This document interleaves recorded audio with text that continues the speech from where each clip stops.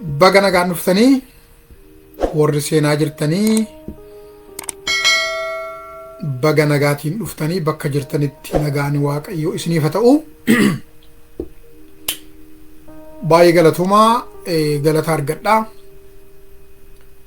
An daqiiqaa 8 yoon barfadhe iyyuu duratti as geessanii jirtanii guddaa galatooma. Har'agaa akkuma kana dura goonuu qabxii qabnu irratti kaafnee waliin haasofna. Kanaafi namni nu dhaggeeffachuu nu hordofuu barbaadu akka isaa tolutti walii dabarsuu hin dagatina. Abbaan fedhe abbaan itti tole haa hordofu. Waan isa fayyadu yoo argate keessaa fudhatu abbaan itti tole. Namni waan ana asirratti haasa'u deeggaruu dhiisuun mirga isaatii. Kanaafi abbaa feetan biraan gahaa abbaan fedhe yaadatti tole irratti haa hirmaatu. Nus har'agaa maree keenyatti fufnaa jechuudha. Akkam jirture jiruuf jireenya akkamii warri Oromiyaa keessa jirtanii Oromiyaadhaa ala warri jirtanii akkam haalli jiruuf jireenya akkamitti jirtu warri qabsoo kee jirtan akkam warri jiruuf jireenya mataa keessanii ooffattanis akkamitti jirtu hundumtu waltajjiin kun hunduma keessaniif banaadhaa. Oromoon hundu anaa dhufu lammiileen Oromiyaa hundumtinuu anaa dhufu.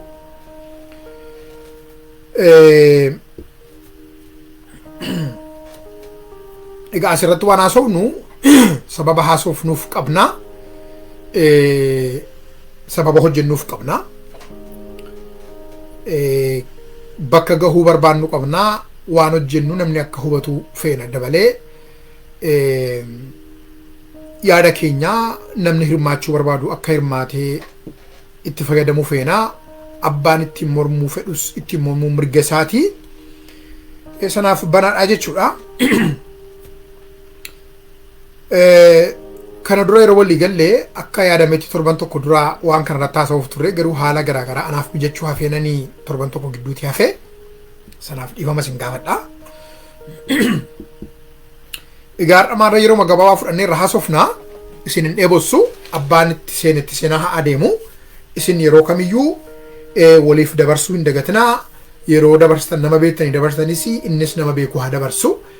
Abbaan fedhe jechuudha. Kana dura akkuma walii gallee mata duree lama ture. Inni tokko walabummaa Oromiyaa fi bilisummaa Oromoo maaf barbaachisa akka jedhu. Inni lammaffaan immoo waboon jaalala yeroo jennu maal jechuudha. Waboo maaliif deeggarra, maaliif barbaanna, maaliif nu barbaachisa, maaliif tumsina. Uni akkamitti hubanna waboo kana, kabaraan immoo akkamitti hubata. Waboon akkamitti of hubata. Akka nuti isa hubannutti of hubataa'oo. Akka nuti isa beeknutti of beeka, akkatti isa ilaallutti of laalaa. Nuti immoo akkuma warra Oromoo jibbaniitti waboo ilaallamu akkamitti ilaalla. Perspektiivii keenya gama keenyaan akkatti ilaallu haasofnaa jechuudha. Garuu ani haasaa kana yeroon haasa'u itti yaadeen sababaan haasa'uuf hin qaba. Sababii koo guddaan tokko qabsoo uummanni Oromoo geggeessu keessatti gaheen waraana bilisummaa Oromoo jalqabaa kaase maal akka ta'e beekna. Yeroo hundumaa Oromiyaa kolonii jala tursuu fi Oromoo cabsanii yeroo hundumaa gabrummaa kolonii warra impaayera Itoophiyaa jala jiraachisuu fi yeroo hundaa warri Oromoo keessaa ka'anii qabsoo Oromoo bal'eessanis warri koloneeffattuun qabsoo Oromoo bal'eessanis yeroo hundaa irra guddeessan kan isaan irratti hojjetan waraana bilisummaa Oromoo bal'eessuudha. Kuni illustration yookaas akkatti ibsamu qaba. Akka amantii kiristaanaatti macaafa qulqulluu keessatti Yesuus Kiristoos waan tokko jedhe iddoo tokkotti yoo nama jaba abbaa mana sanaa qabdee utuu hin hidhini mana sana saamuu hin dandeessu jedha. Kun maayinni aasxaa mallattoo gootummaa Oromoo, jabina Oromoo, tokkummaa Oromoo kan ta'e waraana bilisummaa Oromoo abbaan to'ate, abbaan cabse, abbaan bal'eesse, abbaan dadhabsiise, abbaan kuffise Oromiyaa keessatti waan barbaade gochuuf akka barbaade ta'uuf waan isa dhowwu hin jiru. Kanaaf yeroo hundumaa itti xiyyeeffataa jechuudha diinni. Ani immoo akkuma kananii waan diinni itti xiyyeeffatu kana akkaataan ofii kooti hubadhutti gaarummaan Oromoodhaa qabu, barbaachisummaan Oromoodhaaf Oromiyaaf qabu faallaa diinaa sana hojjechuu, haasa'uu, dubbachuu, barreessuu fedhaa jechuudha. Mishinii kootu kana. Kanammoo namni jaallates, jibbes, na deggeres, na deggeruu baates, Oromoon dhiisi jedhes, waboon dhiisi jedhes, diinni Oromoo dhiisi jedhes hin dhiisu anatu. Sababan itti amane hojjedhuuf.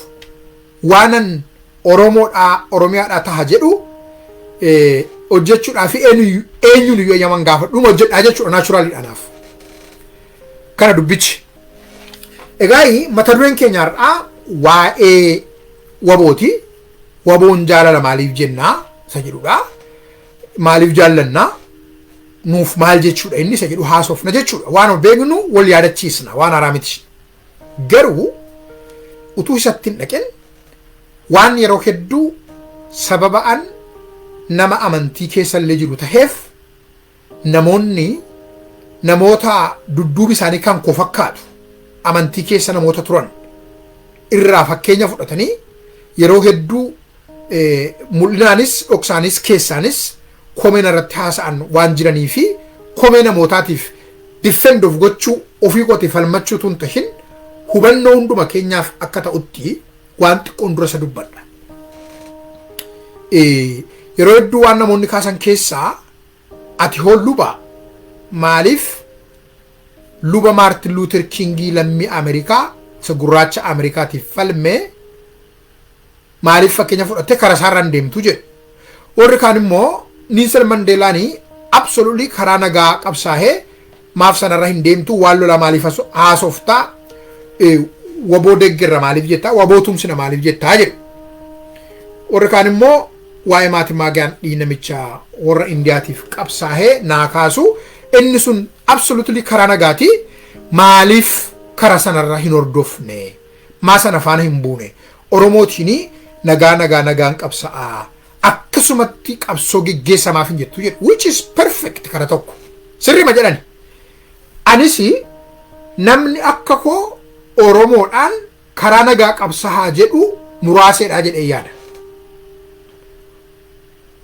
Akkamitti karaa nagaa yeroo jennu karaa nagaan ani jedhu karaa nagaan uummanni kolonii jala jiru jedhuu fi karaa nagaan warri koloneeffate jedhu wal adda yookaas karaa nagaan namni uummata kolonii jala jiruuf qabsaahu jedhuu fi karaa nagaan warri nama koloneeffatee fi ergaa baatanii adeeman haasa'an wal adda. Amma fakkeenyaaf an Awurooppaan jiraadha. Qalamaa fi waraqaa dhaanan mootummaadhaan lola malee meeshaa hidhadhee lolaa hin jiru. Warri meeshaa hidhatu garuu vaayolentiidhaa jechuun gaaffii ta'uu danda'a. Miti lakkii. Yeroo hundumaa namni meeshaa baatee qawweedhaan lolu filmaata isaa sana godhate. Keessumatti warri oppreesdii ta'ee kolonii jalatti kufee odoo hin jaallatin qawwee kaasee nagaa hin barbaadanii warra gooliitiin jechuu hin dandeenye. Sababa karaan nagaa abbaa aangoo harkaa qabu biraa cufamee fi nagaa sana deebisuuf namni dirqamee waan itti dhihoo jiru waan harkaa qabu waan humni isaa isaaf heyyame hojjetaa jechuudha. Meemaa waa'ee Maartin Luuterii fi Kingii fi isa gurraacha Ameerikaa kana Paaster Maartin Luuter Kingii fi waa'ee Mahatmaa Gaandhii fi waa'ee Niilsen Mandeellaa xiqqoo haasa'anii mata duree kootti deebi'a. Yeroo hedduu wanni kuni amantoota gidduu akka deemu beekan kiristiyaanota gidduu haasaan kun akka deemu beeka.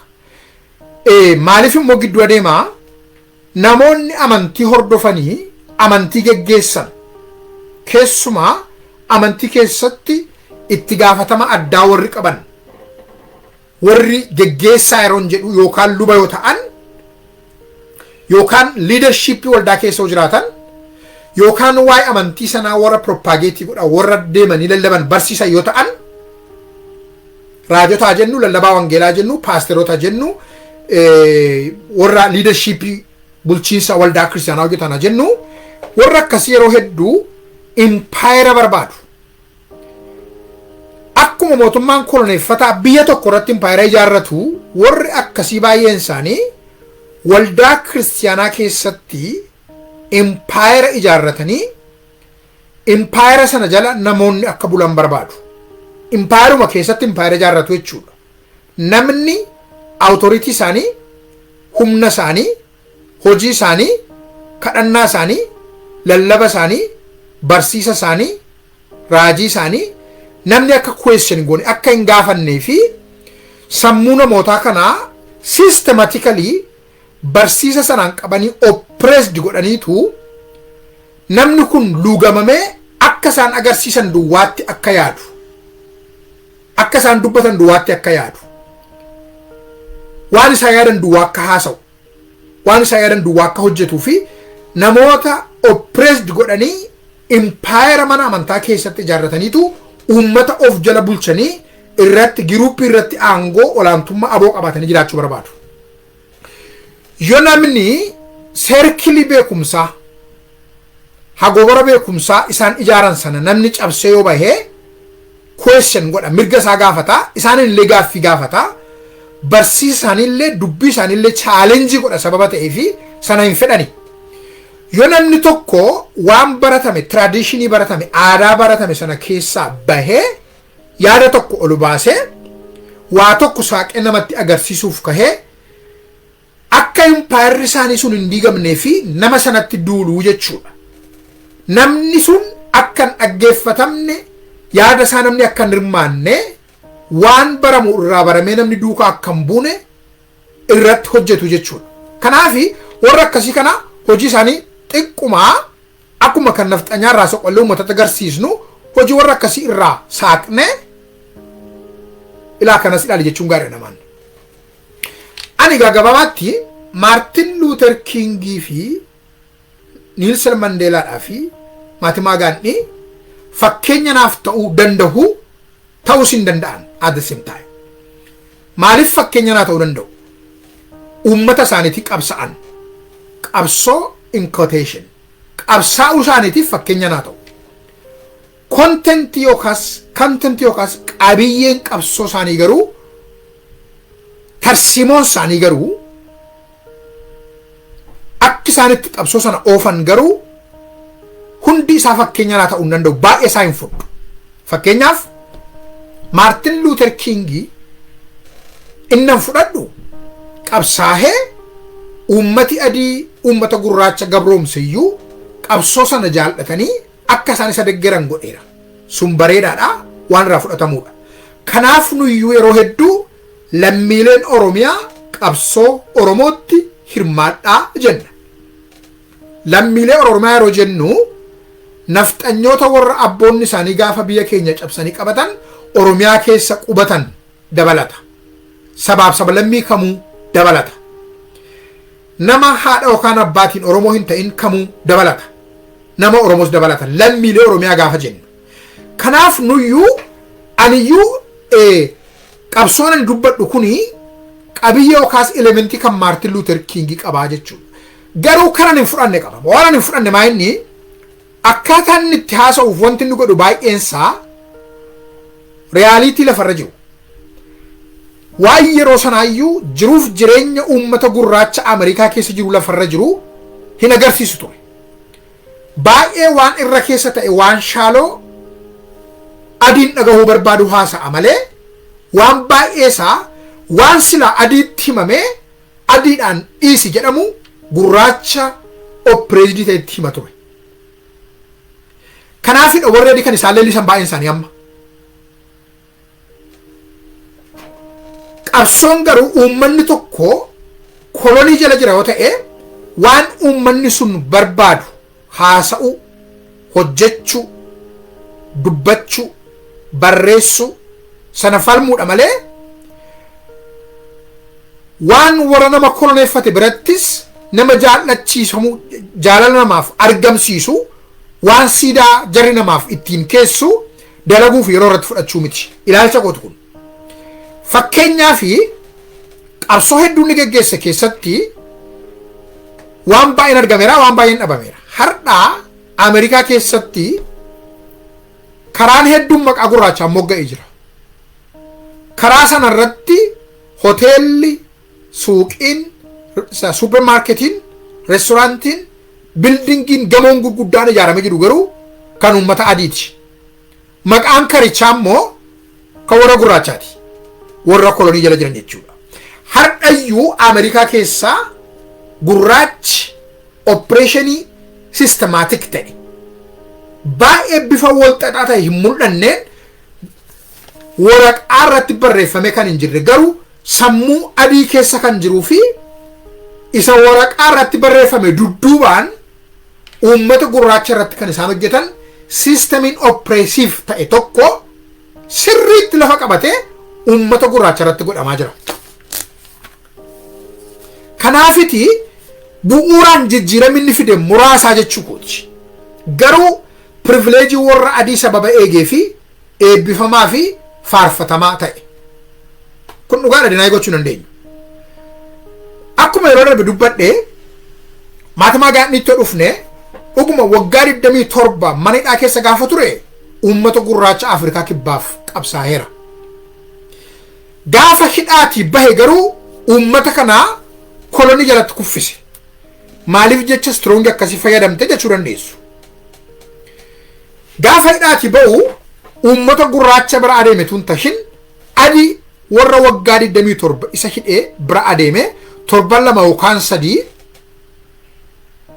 of bira qubsiisanii jiraachisanii poolisii biyya Afrikaa kibbaa keessatti arguu barbaadan hojjetanitti kennanii 7 kristinaa kaafatanii sammuu isaa jijjiiranii akka isaaniif ta'utti akka naasa'uuf poolisii isaanii ta'u hojjetanitti kennan sana fudhatee uummata gurraachatti gadi ba'e. Kanaaf har'ayyuu Afrikaa kibbaa keessatti adiin persentii 10 hin caallee qabeenya biyya sanaa persentii 70 ta'u harkaa qabdi. Uummati gurraachi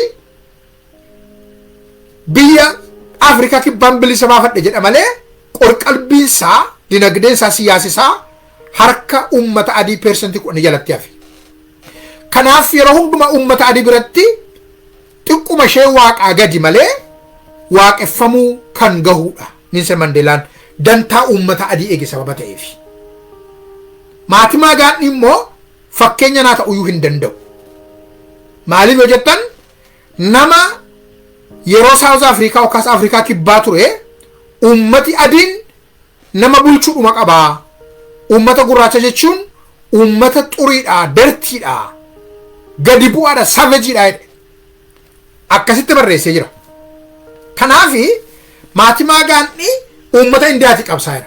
Garuu uummata Indiyaa keessaayyuu warra indijiineesii ta'an indijiineesii termii kana yeroo baraatti hin deebi'a. Warri lammii biyya sanaa taate indijiineesiinii akka kanatti mirgisee dhiitamee jechuudha Gaandhii biratti. Kan inni qabsaa'e uummata Indiyaa warra irra keessa jiruuf warra gadi kufoo sana garuu inni yoo opprees godhe jechuudha. Reesistiidha. Kanaaf fakkeenya naan ta'u. Garuu qabsoonni geggeesse lammii Indiyaa fi warra Ingilizii gidduutti. Warri Indiyaa kan isaan kolonii jalatti kuffisan warra isaanii gadi jiru garuu inni iyyuu gurraachi uummata homaatti hin galle uummata xuraa'aa waan tokkoyyuu argamsiisuu kan hin dandeenyedha bitamuu qabaa jedhe jechuudha. Kanaafiti fakkeenya naa ta'uu hin danda'u jechuudha. Kanarraa wanta barwan uummata kolonii jala jiru tokkoo fi namoonni yeroo hedduu waa'ee karaa nagaa duwwaatti oofanii nagaa sana immoo afaaniin warri lallaban mootummaa caalaa abbaa irree qabu, abbaa meeshaa qabu, abbaa aangoo harkaa qabu caalaa isa aangoo hin qabne kolonii jala jiru waanjoo garbummaa jala lubbuudhaaf wixxifatutti warri haasa'u warra siidaa barbaadu jechuudha. Garuu dhugaa qulqulluu sana warri barbaadu nagaan kun maali ishee hiike ilaala. Lolli kun maali ishee hiike ilaala. Alternatiiviin biraan uumamuu danda'a. Uummata tokkoon nagaadhaan qabsaa yeroo jettu meeshaa hin fayyadamin waan tokko iyyuu hin godhin harkuma kee qullaa taa'iiti mootummaa lafa dhihaa barihaa mana dhufee si ajjeesu si qalu si saamu tokko nagumatti haasa'i namni jedhu alternatiivii maaliin lafaa qaba jechuun gaariidha. Kanaafiyyuu gabaabaatti awwannan haasa'u yoo uummata Oromootii fi alternatiivii biraa filmaata biraa qabaanne hidhannoo irra kan wayyu waboo irra kan wayyu Oromoon nama mana isaa dhaqee isa ajjeesu ofirraa dhiibuun ofirraa deebisuun ofirraa qolachuun cubbuudha. Mootummaa waaqaas nama dhabsiisa. Nafxanyaa birattis jibbama nama godha jennee yaadna yoo ta'e waa'ee jaalala nafxanyaa yaaddofna istireesii goona yoo ta'e Oromoodhaa fi alternatiivii biraa filmaata wayyu lafa kaa'u qabna. Hamma waan kanarra wayyu uummata Oromootiif lafa hin kaa'initti garuu nama waraana bilisummaa Oromoo waboo loluudhaaf dhufu nama qophaa miti ergamaa waaqaallee hin lolla. Hubadhaa. Waraana bilisummaa Oromoo Oromoodhaaf dhimma jiraachuuf du'uuti waan ta'eef alternatiivii tokkoyyuu waan sanarra wayyu waan dhabneefi nama waraana bilisummaa Oromoo loluudhaaf ba'u dhiisi nama dhiisi ergamaa waaqaallee waraana kanarratti hin dhiifnu irraa lollaa hin jedhe. Akkamitti macaafa qulqulluu dubbisa dhaqaatii. Macaafa Iyyaasuu keessatti gaafa namni Iyyaasuu jedhamu saba Israa'eliif lolu odoo isaan lolatti jiranii nama lafarraa kan hin ta'in tokko ergamaan tokko mancaa baatee gidduutti argame. Iyyaasuun aaree lolatti jira uummata isaatii lolaa jira mancaa isaa luqqifatee yookaas goraadeessa jennu luqqisee foggi abbaa keenyaatu amma morma sirraa gata ati gara keenya moo gara diina keenyaati jedhe. Namichi deebisee Iyyaasuudhaan lakki ani loltuu waaqaa taheen isin gargaaruuf gara keessan dhufee jedhe. Yoos nu gargaarii galata argadhu jedhe Iyyaasuun. Kanaafan jedha nuti dantaa uummata Oromoo Oromiyaaf Oromoo Oromummaa irratti waan uummata Oromoo laallatu irratti dantaa uummata kanaaf kan ifaajju kufee kaka'u tokkitti lubbusaa kan hin qusanne waraana bilisummaa Oromoo irratti nama miti diina miti ergamaa waaqaallee irraa lollaa kanaafan jedha. Erga Iyyaasuun ergamaa waaqaa iyyuu ateessaa deemta jedhe loluuf ka'e dantaa Israa'elii tiksuuf an kun dantaa uummata Oromoo tiksuudhaa fi nama qawwee baatee ganda Oromoo keessa deeme haadha Oromoo gudeedu intala Oromoo gudeedu waraana bilisummaa Oromootti dhukaasu qeerroo Oromoo qaluuni foggi abbaa keenyaatu Oromiyaa keessaa baatamoo hin baatu jechuu maaltu cubbuu taasise.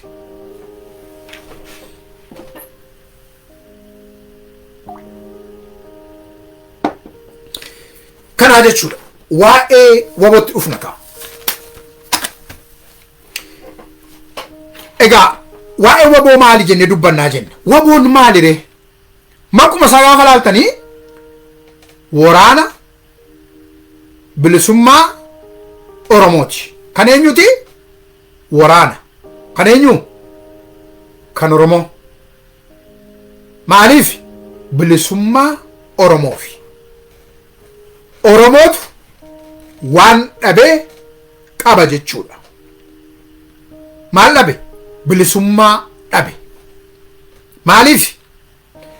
Biyya isaa biyya Oromoo Oromiyaa jedhamutu koloneeffattoota warra Abisiiniyaa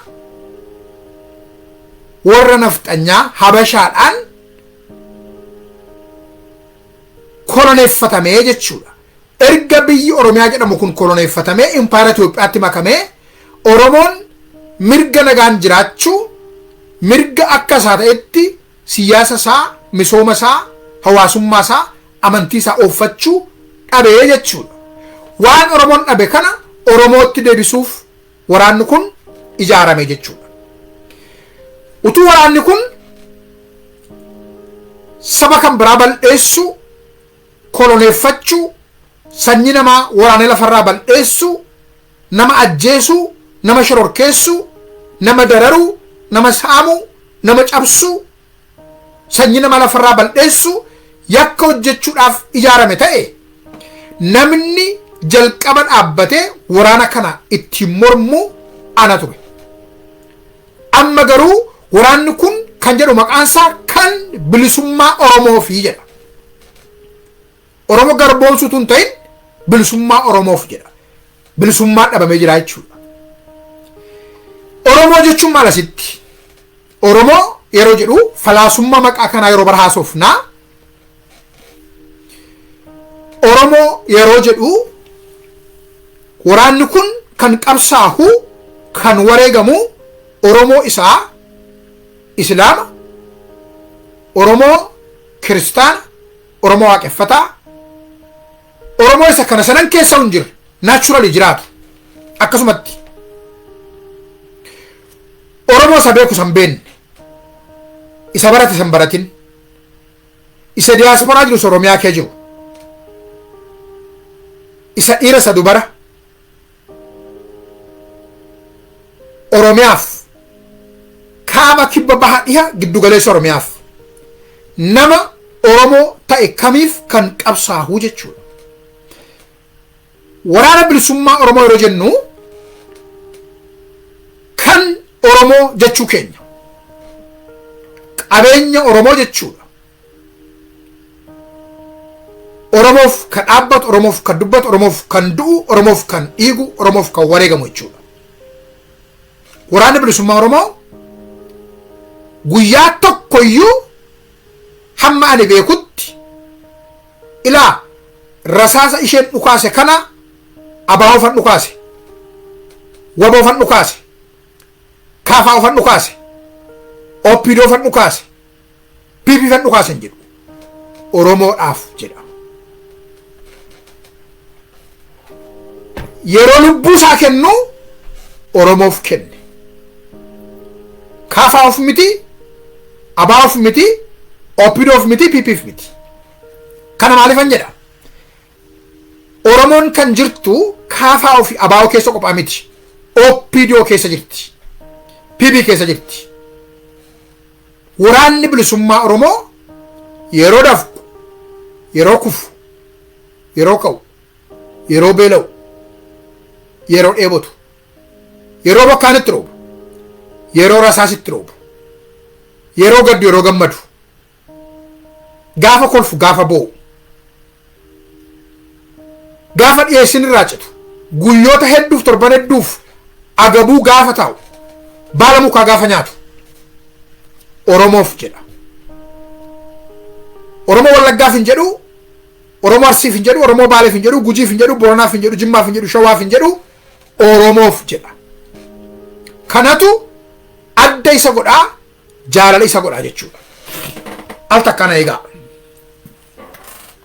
Mee macaafa qulqulluu keessaa from the Bible, macaafa qulqulluu keessaa kakuu haaraa isa jennu mee wangeela Yohaannis boqonnaa 15 lakkoofsa 13 jiru isin dubbisaa dhaggeeffadhaa hundu. Namni tokko firoota isaatiif jireenya isaa dabarsee kennuu irra kan caalu jaalala guddaa qabaachuu hin danda'u jedha.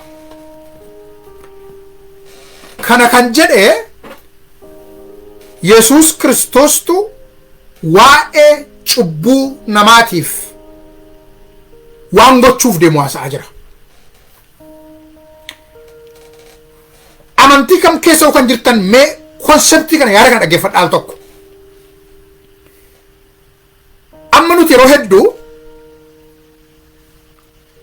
warri kiristaanotaa waan waan waaqayyo yookaas akkas takka waan Yesuus Kiristoosii warra waaqeffataa jaallatu nutti hin fakkaatu. Waan Yesuus Kiristoosii warra Islaamaa jaallatu nutti hin fakkaatu. Gaafa namni Islaamaa tokko hijaaba uffatee nutti dhufu yookaas xaagaa kaatee nutti dhufu jal'abaa kaatee nutti dhufu shamarran Islaamaa tokko Oromoo taatu kama taatu gaafa seeni akka aadaa amantii seetitti hidhattee nutti dhuftu waan Yesuus Kiristoos itti aaru jibbu abaaru nutti fakkaata. No. Isheen itti amanuuf dhiisuun akkuma jirutti ta'ee akkuma si jaallatu jaallata. Akkuma isa nama isa Yesuus Kiristoos gooftaa kooti anaaf jireenya kooti jedhee waaqa kooti jedhee amanu jaallatu ishee hijaaba uffattee si bira dabarte sana hin jaallata. Ati garuu waan inni jaalladhu itti fakkaachuu danda'a. Teoloojiin isaa akkasi. Akkuma kanaa waraanni bilisummaa Oromoo ati itti aartus isumaaf isin wareegama. Oromoo ati jaallattus Oromoo ati qabsoo keetti beektus Oromoo waraana kanaaf maallaqa buuse gargaarus dhiyeessii godhus akka koo yaadaanis tumsus isammoo Feesbuukii kanarraa piipiin peeloriin mindaa kaffaltee fi arrabsa abaaraa oolus isaaf isinuma wareegama. Oromoodhaaf wareegama. Lammii Oromiyaa kamiif wareegamaa jechuudha. Jaalalli akkas. Jaalalli jireenya ofii dhiisanii abbaa jallatan sanaaf yaadu jechuudha. Yeroo hunduma waan nama sana gammachiisu hojjechuuf dhamahuu jechuudha. Nama sana gammachiisanii itti mul'achuu jechuudha. Itti mul'isu jechuudha. Waan nama sanatti dhufuu ofii fudhatanii nama sana oolchuu jechuudha. Koroneeffataan wanti guddaan inni nama irratti hojjetu nama ajjeesa. Nama shidha, nama darara. Abbaatti ammaatu immoo itti dhukaasee ajjeese balleessa. Waraanni bilisummaa Oromoo isicha baay'ee hammaatu koroneeffata nama ajjeesu sana anatu siif du'a jedheetu dura dhaabbatee siin golgaa jechuudha. Akkuma Yesuus Kiristoosii for free namni waan tokko utuu waa itti shallagee ittiin kaffalin akkasumatti nama fayyisee namiti. Waraanni bilisummaa Oromoo utuu namni abaaru, utuu namni jibbu, utuu itti dhukahu, warra itti dhukaasuyyuu utuu itti geessanii abbaanuma itti geessu sanaaf du'a. Kana caalaa akkam si haa jaallatu? Kana caalaa maal siif haa godhu? Namni tokko sin jaalladha siin jedhee waan qaburraa sii qooda. Sin jaalladha siin jedhee uffata qabu kana baasee sii kennuu danda'a kabiraatu saafe. Sin jaalladha siin jedhee mana isaa keessaa waan qabu tokko kitaaba fuudhee sii kennuu danda'a. Si jaallate sababa ta'eef. Sin jaalladha siin jedhee ittiin barreeffadhu jedhee qalama sii kennuu danda'a.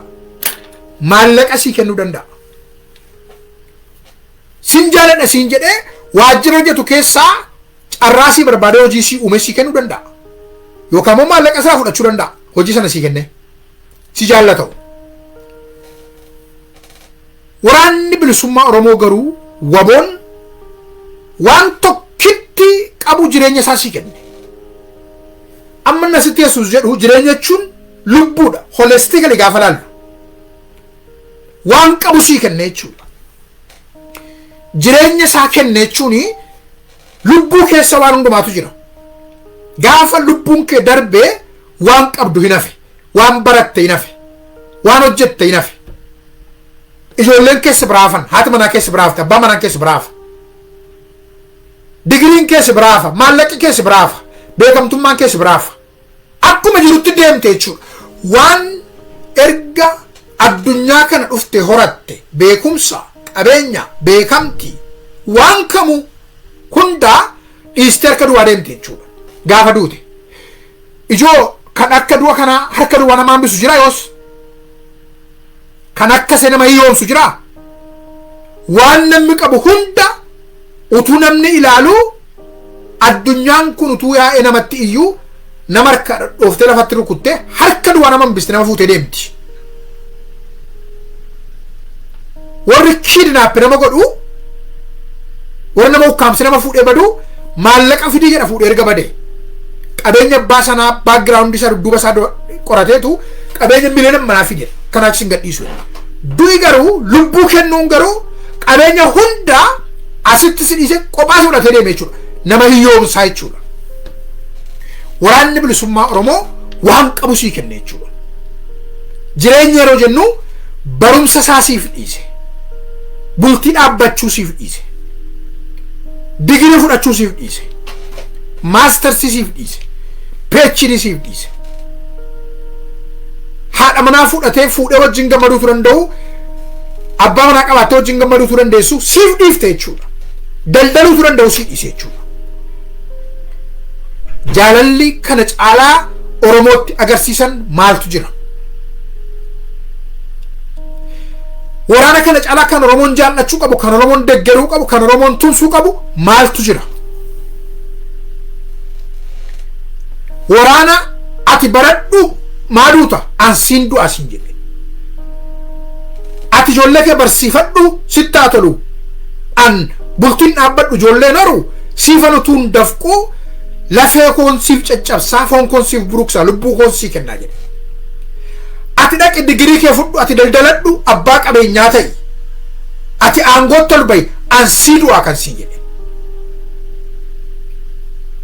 Utuu fedha dubartii jaallachuu qabu, utuu fedha dhiira jaallachuu qabdu, utuu jaalala maallaqaa qabu, utuu jaalala aangoo qabu, waan hundi keenya gochuudhaaf jaalannu barbaannu hunda gochuu danda'u lakkii kun nattaafu anaaf Oromoof Oromiyaaf Oromummaa caalaa anduu inna isaan kuna jiraatan kan jedhe jaalala hammana ga'u kan sitti agarsiise hamilee maaliitiin komatta?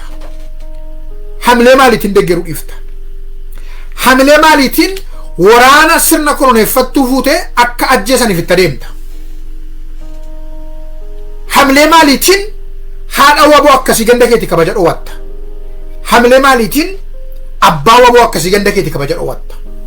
Hamilee maaliitiin obboleessa obboleettii waboo akkasii hiita dararta, ajjeesta, salphista, gudeedda? Qaamni uummanni Oromoo horatee abaa fi kafaa'oon miseensota isaanii waraqaa irratti barreessanii waraqaa irraa si qabu. Qalama fayyadamanii waraqaa irratti si barreessan miseensa isaanii. Dhaabni siyaasaa Oromoon qabdu Civic Association Oromoon qabu kamuu ati Oromoo taate miseensa yoo taate qalamaan waraqaa irraa si qabu. Waraanni bilisummaa Oromoo garuu waraqaa irraa si qaba miti. Lubbuu isaatiin si caafaa deemaa jira karaa irratti. Lubbuu isaatiin Oromiyaa keessatti si caafaa deemaa jira. Dhiiga isaa jigu lafee isaa cabuun dhiiga isaa booxeetu ittiin si caafaa deemaa jira. Foon isaa buruquun lafa Oromiyaa irraa xurii sirni nafxanyaa facaasee haraa qulleessaa adeemaa jira. Waraanatti baacamu miti.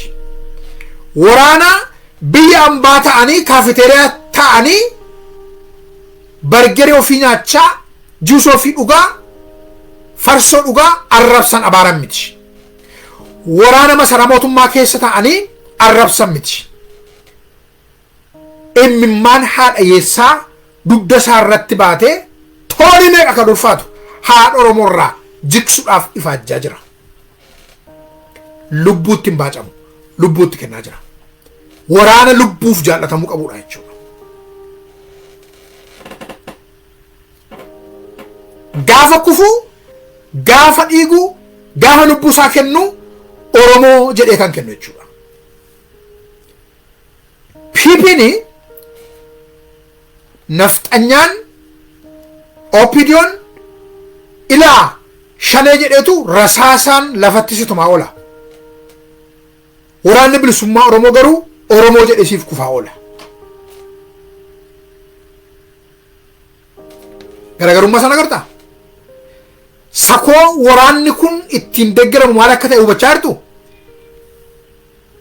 Kanaafidha jechuudha. kanaaf waraana akkasii jabeessuun deeggaruu fi moral obligation qabna jechuudha.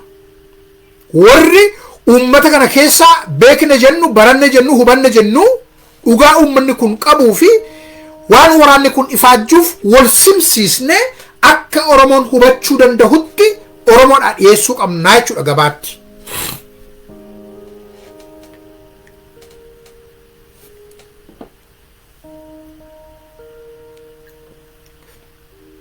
waan amma dubbadhu kana faallaasaa hojjechaa kan jiran akka isaan jiran sirriitti hubannoo qaba.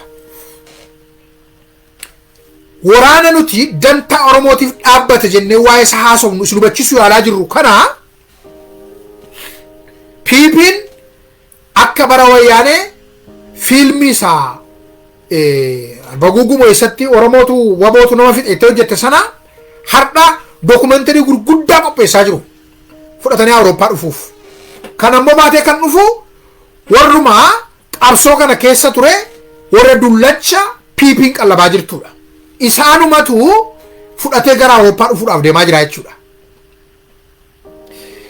kanaafan akka Oromoon yaada kana hubatu waan barbaadu finaasaa callisee naasaa miti. hojii waan hin qabneef miti. dharraa miidiyaan qabaaf miti. dharraa waltajjiin qabaaf miti. beekamtummaan barbaadaaf miti. yoo itti namanna yoo hin barbaanne namni tokko peejii koo jala hin dhufina.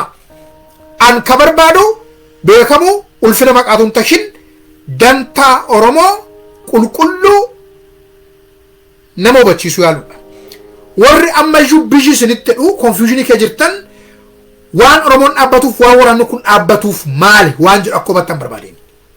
waan dubbadhu waa'ee waraana kanaa warri amma dookumentari hojjettanii PP jala jooraa jirtan dullachi biyyaan baati galtan kun amma dookumentari qopheessitanii Awurooppaa dhufuuf deemaa jirtan kuni mee yoo dhugumaa dhugaan isin kee jiraatte ilma namaa yoo taatanii dookumentari waraana bilisummaa Oromoo irratti hojjechaa jirtan gaafa Awurooppaa fiddan waltajjii banaa godhaa dookumentarii sana fiilmii sana dhufnee ilaalla.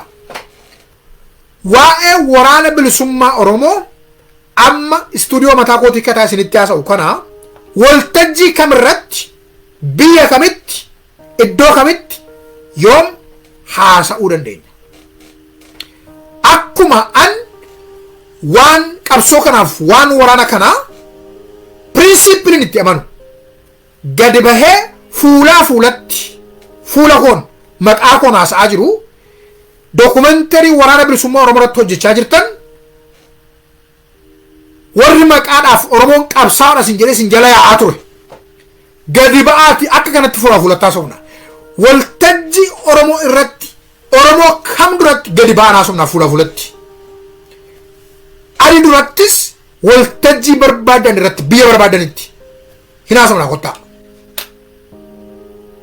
gaafa nuti dantaa Oromoo afaan namaa galuun eenyuttu haasa'uurraa duubatti deebinu sodaan nu agartu. dhugaarraa hin gorru. dhugaan ilma waaqaati.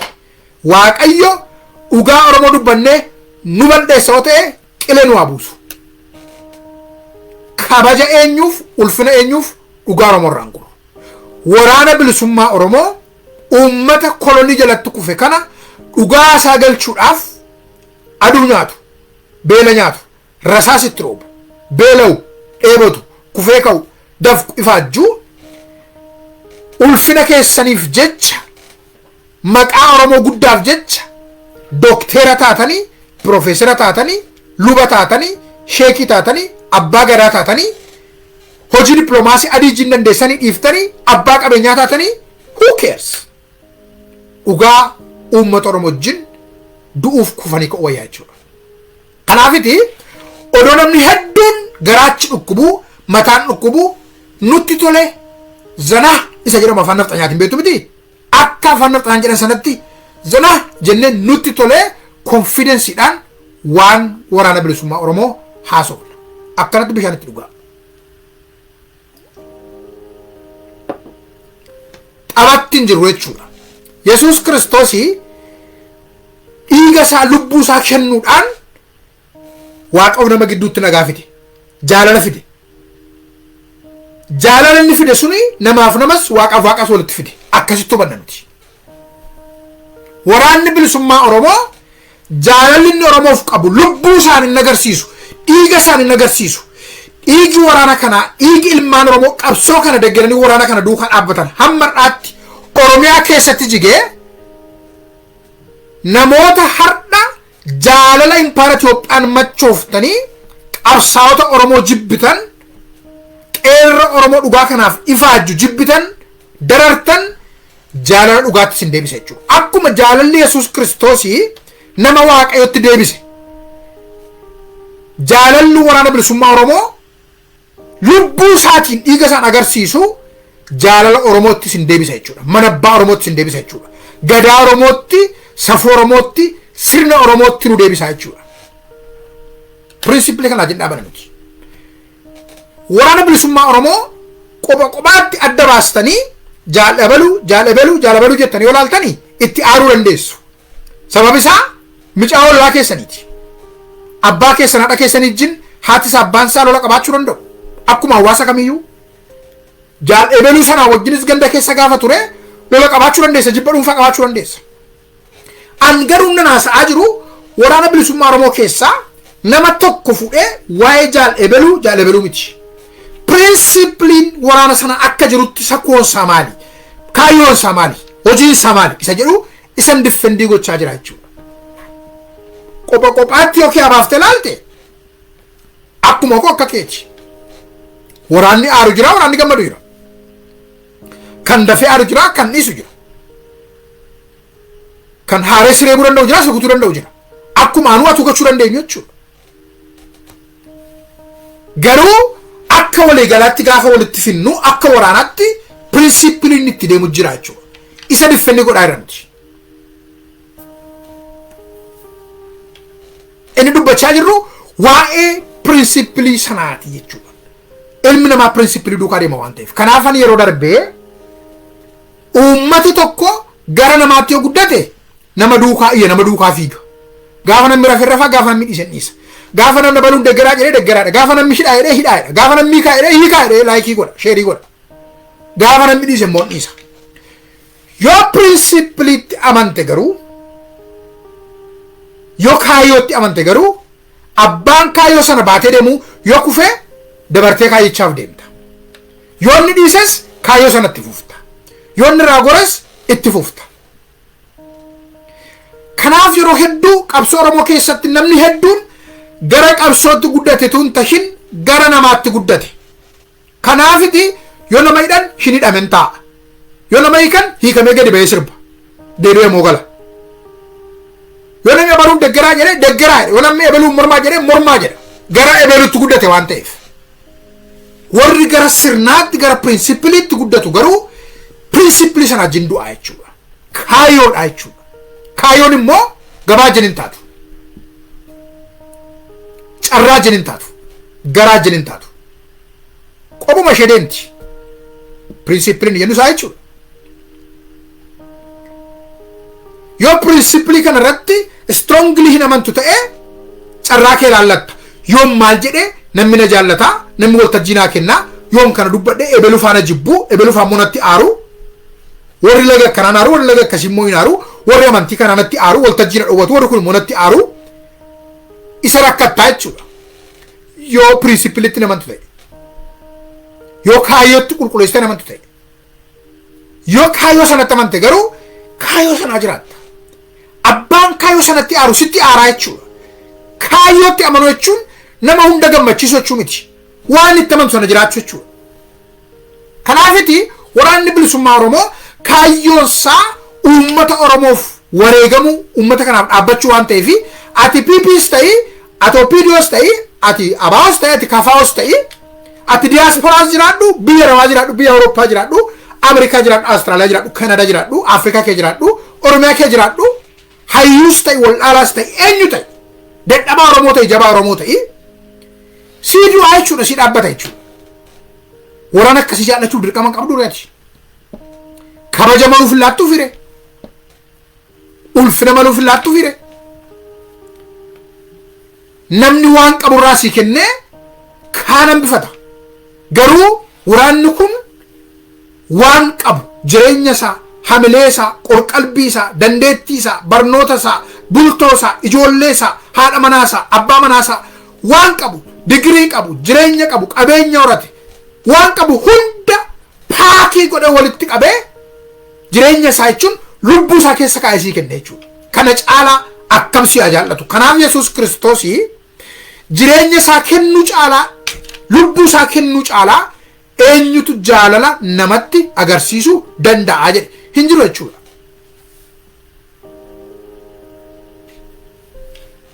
Hidhamtoonni siyaasa Oromoon jaallatu eeyyee gaaffii hin qabu. Rogeeyyiin hin jaallatu eeyyee gaaffii hin qabu. Namoonni kana nagaa qabsaa jiran Oromoof jaalala qabu eeyyee gaaffii hin qabu. Namoonni waraana kana tumsan Oromoof jaalala qabu eeyyee gaaffii hin qabu. Warri waraana kana duukaa hiriiraa jiran, wareegamatti kaffalaa jiran jaalala qabu waraana kanaaf eeyyee, Oromoofoo eeyyee jaalala qabu. Garuu wareegama waraanni bilisummaa Oromoo kaffaluu ultimateedha, maximumidha jira jechuudha. Ka eenyuti ol jiraa jechuudha. Fakkeenyaaf jaalala an Oromoodhaaf qabuu fi wareegama Oromoodhaaf kaffaluu fi hojiin uummata Oromootiif hojjedhuu fi waan waraana bilisummaa Oromoo hojjetu wal bira kaa'uu hin dandeessan. Kan waraana bilisummaa Oromootu caalaa jechuudha. An carraa koo eeggadheen haala naa mijatuun haala naa ta'u keessa taa'ee, mana ho'aa keessa taa'ee, jireenya mijataa keessa taa'een dubbadha. Hankoo riskiin qabu qaba. Wareegama kaffalchiisuun qabu qaba. Garuu kompeer gaafa goonu kan waraana bilisummaa Oromootti madaalaa lakki. Dhugaan jirtu kanaa jechuudha. Kan hubachaa adeemuun gaariidha. Kan wal hubachiisaa adeemuunis gaariidha. Waraanni kun mallattoo yookaas asxaa tokkummaa Oromooti. Akkamitti jechuu dandeessan? Waraana kana keessa Oromoon akka Oromootti jira. Amantii kam keessaa dhaqee qaama waraana kanaa ta'a. Oromoon kam dhaqee qaama waraana kanaa ta'a. Mallattoo tokkummaa Oromooti jechuudha. Warri gandatti gadi buusu, xiqqeessu, naannootti hidhuu, gosatti hidhuu, amantiitti hidhuu yaaltanii sila kuftan. Waan kuftaniif akka itti yaaddan. Sadarkaa Oromootti hin guddatu waan jirtaniif, saayizii Oromootti hin gitu waan jirtaniif, bakka Oromoon jirurra hin gahu waan jirtaniif akkasitti yaaddan. Waraanni bilisummaa Oromoo mallattoo tokkummaa Oromooti. Akkatti abboonni keenya shinnigaatti dhuman lubbuu isaanii kennuudhaan jaalala dhugaa Oromoo keessatti uuman, waraana keessatti uuman. Akkuma isaan sun shinnigaatti wal duukaa dhumanii jaalala dhiigaaf lubbuutiin dhufeen Oromoo across region and religions, uummata Oromoo naannoo fi amantii hunda keessa jaalala fulla'uun walittidhaan waraanni kun jaalala amantiif naannoo gosa ilaalcha keessa fulla'uun Oromoo walitti jechuudha. Ati gaafa waajjira mootummaa kee teessu, ati gaafa diiyaasporaa teessu, ati gaafa masjiida kee teessu, ati gaafa cherchii kee teessu, ati gaafa waaqeffataa kee teessu, waa'ee gosa yaaduu dandeessa. Waa'ee naannoo yaaduu dandeessa. Afaanni kun garuu waraana bilisummaa Oromootiif haaraadha. Inni ati Oromoo jedhee sii kufa. Akkas jedhee sii du'a. Akkas jechuudha. Mallattoo tokkummaa, mallattoo gootummaa Oromooti. Gootummaa akkamii? Mallattoo waan namaaf ta'u hunda dhiisanii ofitti garaa jabaatanii sabatti garaa bal'achuuti. Of jibbanii, fedha ofii jibbanii, dantaa ofii jibbanii, ulfina ofii jibbanii, maqaa ofii jibbanii, bu'aa mataa ofii jibbanii saba jaallachuuti. Gootummaan achii kaate jechuudha. Hamma lubbuu kennuutti agarsiisuuti.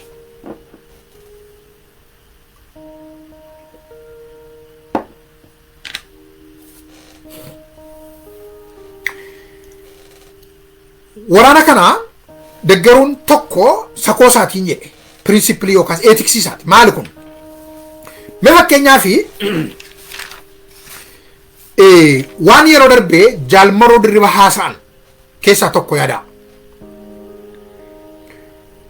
begiitti natti fakkaata jaalmarroo dirribaa haasaa isaanii keessatti ergaa isaa fixanii booddee abboonni amantaa as jirtan namoota du'an reeffa bakkee jiru kana kabajaan kaasaatii geggeessaa jedhani. Dhaggeeffadhaa waan kana.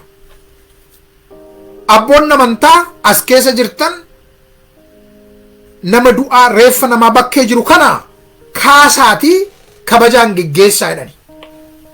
Jaalmarroo dirribaa. Kuni afaan hoggana waraana bilisummaa Oromootu jedhee jechuudha. Amma gaa waa'ee isaa kuwaasaa jira waa'ee tiksiiti. Maaliif nuyi waan tokko yeroo deeggarru bilaayindii duukaa deemna miti. Keessumaan warri lubootaa waan etiksiitti baay'ee konsernidha.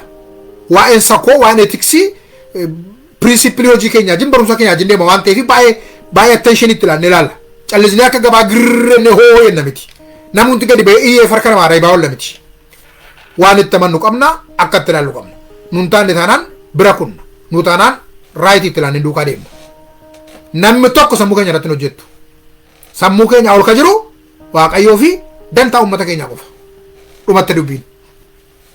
Warra akkasumatti iyyee waa lafa birriin jirtu waan lafa bu'aan jirtu kana raajee waa wocii abiyootu kana fa'aa jala deemu isaan warra akkasii warra kan waaqootu hin ta'in kan mootummaati raajota mootummaati luboota mootummaati. Anka jedhu garuu waa'ee luboota Waaqayyo kaasee hojii waaqa hojjetanii sabaaf dubbataniiti. So jaalmarroo akkas jedhanii jechuudha. Ammoo warra nafxanyaatti deebi'a. Akkas jedhe namichi tokko isaan keessa dhaabbatee faannootti milishaa nafxanyaatti haasa'eetu jara kanaa jedhe yeroo ajjeestan jedhe qalaatii waadaatii nyaadhaa jedhe. Ilaalaa gamma sakoo ilaalaa as jiraa jechuudha amma etiksiin. Maaliif akka waraana bilisummaa Oromoo deeggarruu fi maaliif akka sirna nafxanyaa balaaleffannu abaaru jibbinu as jiraa jechuudha. Keenya hoogganaa waraana keenyaa jaalmarroo dirribaa nama du'e iyyuu jedhu nama du'e abboonni amantaa kabajaan kaasaatii geggeessaa jedhani. Isaan sun immoo jara kana yeroo ajjeestani jedhani qalaatii waadaatiif foon isaanii nyaadhaa jedhani. Miidiyaarra jira kun akkas jechuudha. Garaagarummaa kanatu jira. Kanaaf sirna nafxanyaa jibbina miti. Kanaaf balaaleffanna. Kanaaf Oromiyaa keessaa sirna kana buqqisuudhaaf irratti hojjenna. Hin milkoofna immoo akkas dubbichi. Haasaa jaalmarroo keessanii kabiraanii mana barumsaa shingubinaa bor itti fayyadamtu bor ijaaruu dhamaatu mana yaalaa hin diiginaa hin balleessinaa keessanii bor itti fayyadamtu mana tokko iyyuu hin diiginaa cabsinaa hin balleessinaa kan uummataatti tikfadhaa. Sirni nafxanyaa garuu mana gubaa deema. Nama mana keetti gubaa deema. Horii gubaa deema. Qonna gubaa deema. Hiyyeessa Oromoo mana irratti gubaa, bosona gubaa, qonna gubaa, tiraakterii gubaa wanti inni hin gubne hin jiru. Oromiyaa keessaa waggaa 3 kana yoo xiqqate mana 45,000 ol gubateera manni hiyyeessa Oromoo. Isaan gubaa deemu jechuudha. Oromoo irraa lafa guban, mana guban, qonna guban jechuun tootaalii akka lafa balleessan itti fudhu. Hin hafte jechuu miti. Namni tokko jireenya inni horatee hiyyeessa Oromoo tokko mana isaa gubde, qonna isaa gubde, horii isaa gubde jechuun hin balleessite dhuma hiika biraan hin jiru.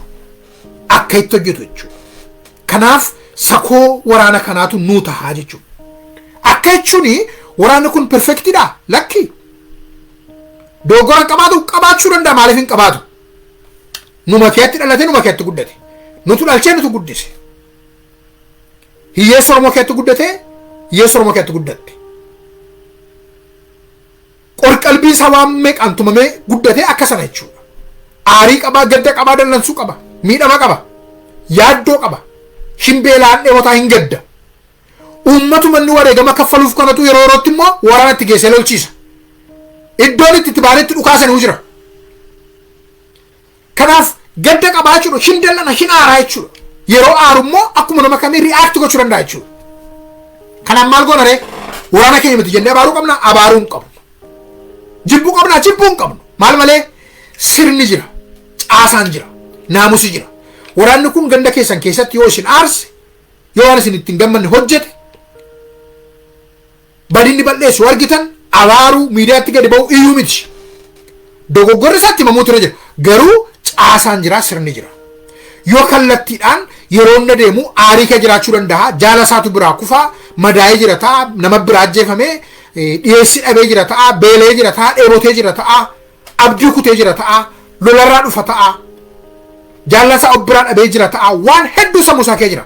Abbaa haadha ajjeesaniiru ta'a, obboleessa obboleetti ajjeesaniiru ta'a, gadda qabaa jechuudha. Yaaduuf isinirra jira. Yoo badinni qabu argitan itti muuloo sunitti ulfaate caasaatti deebitu jechuudha. Sirna jira jechuudha. Qeerroon ganda keessan jira jechuudha. Karaatti haasoftamtu jira jechuudha. Yoo achi dhabdan fageenya irra ta'u malee jirraa jechuudha. Odeeffannoo nu laattu jechuudha. Waan qabatamaa. Isa ofumaa hoduu odeessan soba miti.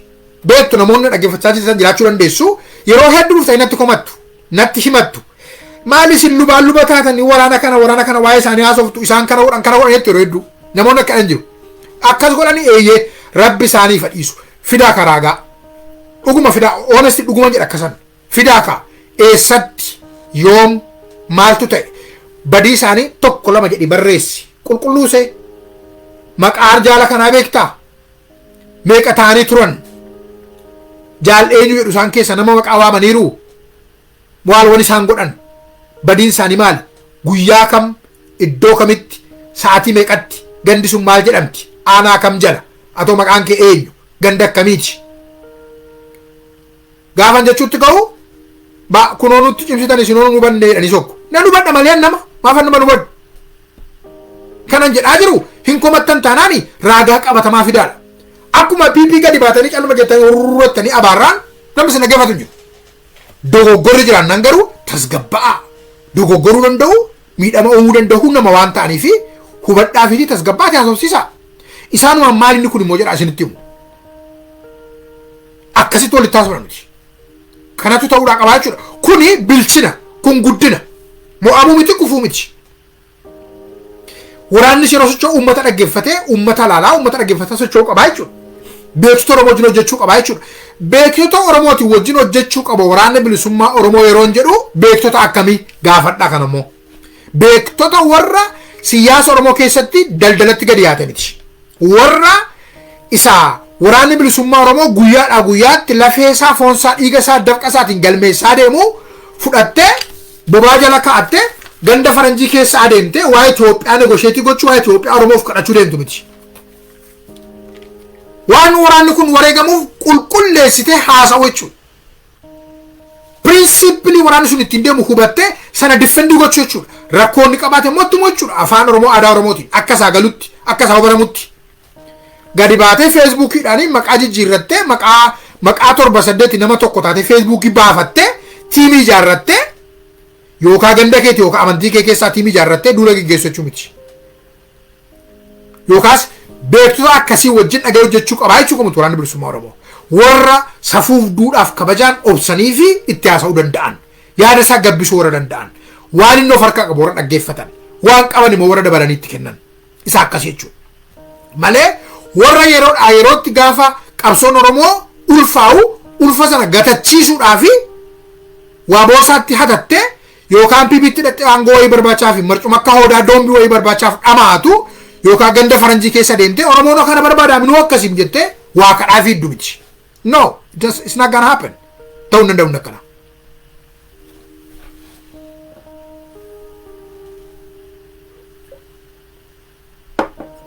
Kanaafi akkamitti walitti dhufan reeyos uummanni Oromoo hubadhaa.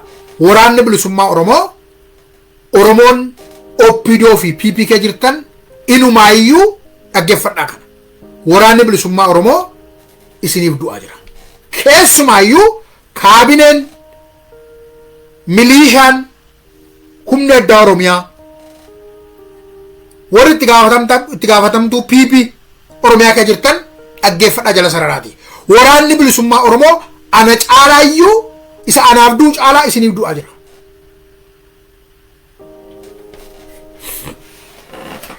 Waan ani jajabummaan dubbachuu barbaadu tokko har'a maa inni warri kaadireen mootummaa warri milishaa itti gaafatama dhimma nageenyaa aanaarra warra jirtan zoonirra warra jirtan hammasin hamma kana uummata Oromoo irra ejjettan uummata Oromoo darartan haadha hiyyeessaa keenya boossistan waraana mootummaatti bobaastanii ebeluun ajjeesi jettanii qajeelfama laattan hidhi jettan qajeelfama laattan sababa keessaniif intalli Oromoo salphatte gudeedamte haati Oromoo gudeedamte qeerroon keenya karaatti hafe cabe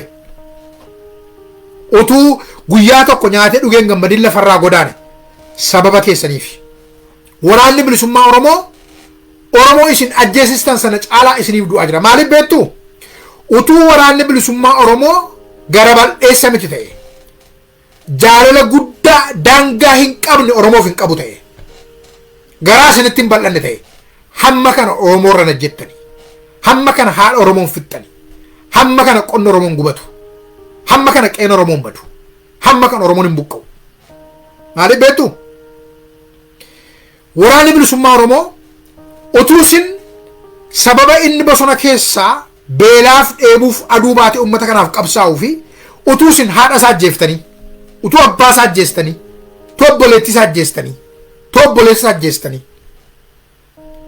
utuu mana abbaa isaa gubdanii utuu haadha waraana bilisummaa Oromoo boossistanii utuu salphistanii waraanni kun garaa isinii bal'ate haadha manaa keessan hin ajjeefne intala keessa hin ajjeefne ilma keessa hin ajjeefne eessuma keessan durbii keessan gosa keessa hin ajjeefne sababa kanaaf utuu akkuma isin ilma shanee abbaa shanee haadha shanee jettanii abbaa kee fidi intala kee fidi ilma kee fidettanii abboota keenya darartan waraanni bilisummaa Oromoo gandarraa deemee miliisha kaabine utuu inni abbaa kee fidi jedhee abbaa manaa kee fidi jedhee haadha kee intala kee abbaa kee obboleessa kee obboleettii kee ajjeeseera ta'e kana dura afaan kee cufattee teessa Oromoorraa gara bal'ina waraana kanaa garaansaa hamma dachee Oromiyaa sababa sitti bal'ateef uummata keenyarra ejjette dhaabbadhu kana booddee waraanni kun safuu qabaa duudhaa qabaa kaayyoo qabaayyuu utuu dhukkubuu utuu uummata kanaaf qabsaa'ee sababa inni qabsoo kee jiruuf haati isaa wareegamtu haati isaa duutu abbaan isaa du'u obboleessa obboleettiin irraa du'anii manni irratti gubatu hiyyuma keetti kufanii garaa sitti bal'atee si dhiise abbaa kee ajjeefne haadha kee ajjeefne ijoollee kee ajjeefne ulfina kana baachuu dadhabde ati kaabine oppidooti mataan kee yaadu sababa ta'ee fi ulfina kana baachuu dadhabde jaalala kana baachuu dadhabde jaalalli waraanni bilisummaa Oromoo gara bal'inni inni ijoollee keetti maatii keetti agarsiisee sitti fakkaachuudha. Kanaaf nurraa dhaabbadhu amma kana jaalalaan sitti nurraa dhaabbadhu kan nu baasu maarree amma kan nu baasu Oromoon dhaaba siyaasaa garaagaraa kee jiraachuu dandeenya. Dhaaba siyaasaa garaagaraa keessa yeroo jirru qabsoo kan akkaataa garaagaraatti yaaduu dandeenya. Garuu karaa nagaa siyaadii karaa qawwee malee siyaadii karaa qawwee siyaadii diiyaasporaas ta'ii yaadii biyya keessa jiraadhu yaadi waajjira mootummaa keessa ta'ii daldala keessa ta'ii hayyuu ta'ii dhiisi waanuma kamuu ta'ii Oromoo sababa taateef qophaa nafxanyaan si ajjeesa siidha si guba si biran darbu kanaafi amma garagarummaa qabnu ol ka'annee abbaan karaa nagaa nu baaseette waa'ee daboo waraana keenya abaaruun dhufini waa'ee daboo waraana keenya komachuun dhufini waa'ee waraana keenya harkatti meeshaa jibbuu hin dhufini karaa kee deemi duraan dhaabbatin nusi duraan dhaabbannu karaa kee deemi Oromiyaa barbaadda miti karuma kee Oromiyaatti deemi yoo garuu nafxanyaa biratti jaalala horachuuf doombii wayii barbaachaaf adiin akkasi dhaggeeffatuuf borsiidaa wayii argachuuf waan gurra namaatti tolu haasoftee duuka buutuu horachuudhaaf waraana keenyatti quba qabda ta'e uummata keenya waraana kana jiraachifatu itti du'e lubbuutti kenne dhiiga ijoollee isaatti kenne. Haadha Oromoo waraana kana jiraachifachuudhaaf ilma isheetti wareedde ilma ishee lubbuu qabdii itti laatte intala ishee itti laatte manni itti gubata jireenyi itti badee itti baacuu barbaadda ta'e no siruu dhaabbannaa jechuudha. Waldura dhaabbanne immoo isa dhaquu hin dandeenyu. Garuu waldura dhaabbachuu dhiisnee atis Oromiyaa barbaadda taanaan deemii nus karaa keenya deemanna. Iddoo walitti dhumnutti walitti fidanna. Waliin hojjenna. Lafa waliin hojjechuu hin dandeenyetti akka walii galuu hin dandeenye walii gallee duratti deemna. Oromiyaa barbaannu keessatti iyyuu akka tokko duwwaatti yaaduuf deemna miti. Dhaaba tokkitti qabaachuu deemna miti. Akka garagaraatti yaadna. Garuu akka garagaraatti inni yaadnu kun har'a maaliif warra nu balleessu warra hunduma keenya balleessuuf karaa maaliif ta'a? Riqicha maaliif ta'a? Muuxannoo nama har'aa turan maaliin jijjiiru? Karaa nagaa barbaadda taanaan Oromootiin harka kee duwwaa kottu malee waa homaa sin barbaachisu jettee maaliif itti ragadda? Maa itti raajja? Barbaachisaa miti. Uummanni Oromoo karaa nagaa utuu qabsaa'iyyuu meeshaan isa barbaachisa. Nama ajjeesuu miti kun inni jedhaa jiru kun. Meeshaa baannee nama qaluu nama fixuu nama ajjeesuu qabnaa miti. Uummanni tokko meeshaan qabu taanuma bada. Dubbadheera kana dura. Nafxanyaan jaarraa 15ffaadhaa kaasee Oromootti meeshaa dhukaasuu eegale. Hubadhaa jaarraa 15 kaasee Oromootti meeshaa dhukaasuu eegale. Waggaa 100 hamma kana jechuudha. Hamma kana uummata kana irraa inuma hiiku. Meeshaa qawwee irraa hiiku, mancaa irraa hiiku, eeboo irraa hiiku, waan hunda irraa hiiku. Shinuma ajjeestu dhukaasanii. Maaliif utuu seenaa kana hunda agartanii uummata kana harkatti meeshaa argamaa jibbitu?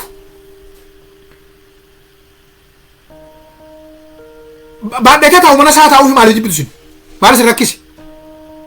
Ittiin of hin ajjeesin ittiin wal hin ajjeesin malee mana isaa kaatu maali? Maal rakkoo qaba? Mana nafxanyaa diishqaan guutee, moortarri guutee, bireeniin guutee, matiriyeesiin guutee, dhaqaa dukamiin, dhaqaa bishooftuu, dhaqaa galaaniin, dhaqaa adaamaa, dhaqaa sabbata. Odeeffannoo hamma isitti qabna nuti. Nafxanyaan meeshaa hidhatee jira jechuudha. Maaliif hidhate? Bosona jira moo magaalota nama maqaa dhahe? Diina maaliitu jira? Oromoodhaaf qophaa'u jechuudha. Keenya garuu addeebitanii uummata kana hin abaarinaa. Ittiin faradinaa. Meeshaa baachuun waldhaaluma gaddeebuu, kufuu, mo'amuu, salphachuu nama jibbuu biyya jibbuu gootanii uummatatti agarsiisinaa. No! Har'a miti waggaa kumarraa uummanni kun meeshaa qabaachuu qaba. Ani immoo kilaashii nuti xinnaattiin jedha. Maal taa'u taankii qabaate? Dandeenyaan yoo lakkoofta binnee itti ilaanne maal ta'a? Maaltu ta'amee bosona Oromiyaatu ittiin bade moo namatti ittiin bade? Biroodii laayaan an warari miti. Garuu uummanni koo gowwummaadhaan mataa isaa gadi qabnee amantiidhaan mataa isaa doochinee sodaataa fakkeessinee yoonni waa ofiisaatti dubbate akka jibbamaatti akka waldhaalaatti akka nama jibbuutti akka wanti hin dubbatu wanti hin hojjetu cubbuutti addunyaattis Oromoottis agarsiisnee akka inni mataa gadi qabatee hamma dhugaafa jedhamu nama hammachuu lafaa ka'u duwwaatti uummata kana akka looniitti oofuu hin dandeenyudha. No! Addunyaan meeshaa qaba meeshaa hidhatu. Nama nagaatti hin dhukaasin walii isaatti hin dhukaasin eenyutti hin dhukaasin qabatee ta'u abbaa mana isaatti ajjeesuu qaluu gudee dhufu godhu ofirraa deebisu. Period. Kun seera uumamaati. Wanti addunyaa hojjetu Oromoof maal hojjetu? Itti yaadamu tura jira jechuudha. Kanaafiti waraanni kuni mallattoo meeshaa kan harkaan baatee deemuudha jechuudha. Aandir maalii gochuu hin dandeenyu. Harka isaatti buusuu yaaluu nurra jiru. Harka isaatti dabaluu qabna malee. Akkamitti gargaaru yoo waraana kana? Tokko humna namaa gargaaru. Humna namaa barbaachisa. Lammaffaa qabeenyaan gargaaru. Qabeenya barbaachisa. Sadaffaa odeeffannoo gargaaru. Odeeffannoo barbaachisa. inni kabraan beekumsa na gargaaru beekumsa hojjechuudhaan beekumsa yeroon jedhu beekumsa Oromoo fayyadu beekumsa yeroon jedhu beekumsa isaa yuunivarsiitii kee fudhannee mana amantaa kee guurrannee bakka garagaraatti guurrannee ittiin uummata faajjessinu miti. Oromooni beekaa koo hayyuu koo ebaluu keenya luba keenya sheeka keenya qeesii keenya paastara baluu keenya profeesara keenya dokteera keenya artistii keenya jedhee nama jala yaa'uu barbaada. It doesn't work. Inni hojjetu beekumsa selective ta'e barbaada Oromoon beekumsa Oromoo barbaada. Beekumsa nafxanyaa isa Oromoon ittiin gadi cabe miti. Oromoon dadhabaa sodaataa akka ta'etti yoo mirga isaa gaafate immoo aggressiivii nama balleessu yakkamaa shoror keessa akka ta'etti itti himamu miti. Oromoof beekumsa Oromootu barbaachisa. Beekumsa Oromoodhaaf ta'u qabsoo Oromoof ta'u qalbii Oromoof ta'u qalbii Oromoo gabbisu hamilee Oromoo gabbisu sammuu Oromoo gabbisu beekumsa Oromoo walitti fidu amantaa Oromoo walitti fidu hayyoota Oromoo walitti fidu sheekii Oromoo walitti fidu qabsoo Oromoo itichu mooraa Oromoo gabbisee mooraa nafxanyaa kan xiqqeessu mooraa Oromoo ol kaasee mooraa goomattuu kan gad deebisu mooraa qabsoo waraanni bilisummaa Oromoo geggeessutti hamilee horu beekumsa haaraa uumu beekumsa hojjete kana afaan Oromoodhaaf galuun Oromoof kan dhiyeessu barreeffamaan ta'u miidiyaan ta'u raadiyoon ta'u televiizyinaan ta'u beekumsa uumamee Oromoof dhiyaate Oromoo qalbii isaa kaasu yaada isaa kaasu hamilee isaa kaasu onnachiisu akka Oromoon ganda keessa darbee amantii keessa darbee naannoo keessa darbee gosa keessa darbee akka Oromoo wal barbaadu wal dubbisu wal yaafatu beekumsa godhu barbaanna nuti. Beekumsattiin Oromoo sodaachisan daboomsan guddummaa Itoophiyaatti mul'isanii Oromummaa fokkataa walitti mul'isan miti. Beekumsa isaa Itoophiyaan nurratti jiddi nu liqimsiti nu awwaalti yoo waan Oromiyaa duwwaa dubbanne addunyaan nutti kolfa biyya lafaan nu jibba namni maal nuun jedhaa isatti hin jedhan miti. Oromoodhaan dhaabbadhu hamilee horadhu mirga kee falmadhu biyyan keeti Oromiyaan keeti Oromummaan eenyummaa keeti irraan qana'in irraan sodaatin falmadhu beekumsa jedhu barbaannaa jechuudha. Falmachuuf immoo kan mallattoo tokkummaa mallattoo jabinaa gootummaa kee ta'e waraanni kee jira. Tikfadhu jabeeffadhu jaaradhu jechuu qabna jechuudha. Beekumsa akkasiitu nu barbaachisaa jedhee tayyaadha. Waa'ee waboo irratti egaa kanatu jira gabaabaatti waboo jechuun jaalala. Jaalalli immoo waan hunda qaban kennuutiin argisiifame practically waraanni bilisummaa Oromoof kana godhe. Kanammoo Oromoo amantiin dhaaba siyaasaan naannoo nutuun qoodin Oromoo isa qaallitti jiru isa galaaniin hidhaa jiru isa qaallitti hidhaa jiru isa hidhaatii kamee jiru isa manatti hidhamee jiru isa sichi hiikamu isa sichi hidhamu Oromoo isa diyaasporaa isa biyya keessaa isa kaabaa isa kibbaa isa baasa dhiyaa Oromoo Islaamaa Oromoo Kiristiyaana Oromoo Waaqeffataa kamiyyuu kan walitti hammatee agarsiise jechuudha. Dhaabi siyaasaa waraqatarra nu kaa'ate jechuudha. That's good. Waraanni bilisummaa Oromoo garuu dhiiga isaatiin lafee isaatiin nu galmeeffataa deema jechuudha. Waraqaarra nu kaa'atatuun tahin lubbuu isaa kennuun dhiiga isaa kennuun nu barreeffataa deema jechuudha. Sacrificein wareegame jaalalli commitmentiin of kennuun kana gararraa tokko hin jirtu. Kanaaf waboon maal jenne jaalalaa jenne. Nama jaalatuuf immoo maal deebisu jaalala deebisuu jenne. Jaallachuun immoo callisanii dhuunfatanii deeggaruutu hin ta'in dogoggora isaas bal'eessaa isaas itti shimu karaa gabbisu karaa konistiraaktiif ta'e karaa ijaaru. Har'atti kanuma jedhaa galataa argadhaa yoon dogoggoree na of galchaa sheerii waliif godhaa nama hundumaatii dabarsaa isatti aanutti sagantaa kabaraatiin akkuma walii galee walitti deemnaa waaqayyo isin eebbisu waan dhaggeeffattanii fi ulfina argadhaa kabaja argadhaa yeroo gaarii qabaadhaa.